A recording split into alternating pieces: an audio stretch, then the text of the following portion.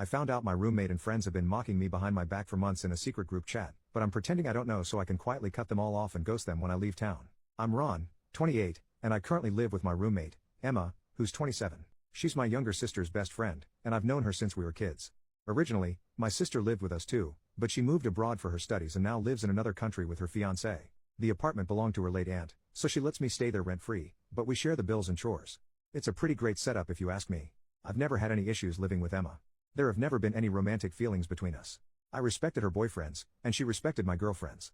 I see her as part of my family, almost like a sister. Well, 2 months ago while she was taking a shower I saw a notification on her phone with my name on it and I looked at it and it said, "I found the perfect girl for Ron's prank." I got curious and opened her phone since I know her passcode. There I saw how basically all our mutual friends, except a few I had from my army days and my childhood best friend who lives in another city, were all members of a group chat that started a month ago, and there they were all sharing memes and gifs, mocking me about my appearance, and basically I became equivalent of ugly to them. I couldn't understand why they were so mean, since I genuinely thought we had a good relationship and friendship. As I was scrolling all the way back, I found out that everything started after my roommate told one of her friends that she's so turned on that she's thinking of screwing the old and fat hobo who's sleeping on our rooftop sometimes.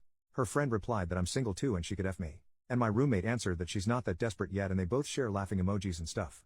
Then they kept at it by posting puking emojis when they talked how they imagine I made love. Then other friends started getting into the joke and soon they created an entire group just so they can share humiliating posts about me. They even started using "I'd rather screw the hobo" as an aside joke, which I heard them say a few times but didn't know what it meant until now. I was standing there reading all these comments feeling numb and not knowing how to react. They also planned to do a prank on me. They would have a really pretty girl flirt with me and ask me out, and when I would go to the date, she would stand me up and they would have a bet on how long would I wait for her. Obviously, since I knew their plans, I rejected the girls' advances, to which I imagine all of them were surprised. Now, I'm not insecure about my appearance. I know I'm not great looking, but I never had trouble finding girls, and despite what they wrote, they didn't make me feel ugly or sorry for myself. I'm just hurt that they would do something like that, since I never did anything to warrant such mockery. Of course I'm more hurt about Emma, and I'm mostly confused since I know she cares a lot about me. 3 years ago I had a motorcycle accident and she practically slept in the hospital for the 10 days I was there, and after we came back home, she helped me all the time until I got better, so I don't know why she would do something so mean towards me. Personally, I think it was just a joke comment that got out of hand. After that, I stopped hanging out with them. I started using work as an excuse, but I limited my interactions with all of them, including Emma. If I knew they'd be at home, I'd stay longer at work or go for a walk until they left, or I'd go out with my other friends. If they suggest a night out, I'd say I was tired from work or sick and wouldn't go. I've cried a few times. I stayed home thinking about the whole situation. Emma asked me the other day if everything is alright, and I told her I had some pressure at work, since I'm aiming for a promotion. That's not a lie actually. Our company is opening a new branch in another city and I was originally asked to relocate there, but I declined since I would be all alone and had to start my social circle from zero. But after that, I talked with my boss and I agreed to relocate once the facilities are ready, which is January 2025 according to schedule. I haven't told anyone about this yet. The reason for this post is that about a week ago I once again looked at her phone to see if they keep the group chat. There I saw that they kept making fun of me, but some of them pointed out that I stopped interacting with them and wondered if I was alright or something happened to me. One even asked if there's a chance I know about them making fun of me, but they all dismissed that, saying they haven't said anything, and they even dared to say that even if I knew, it's all harmless anyways.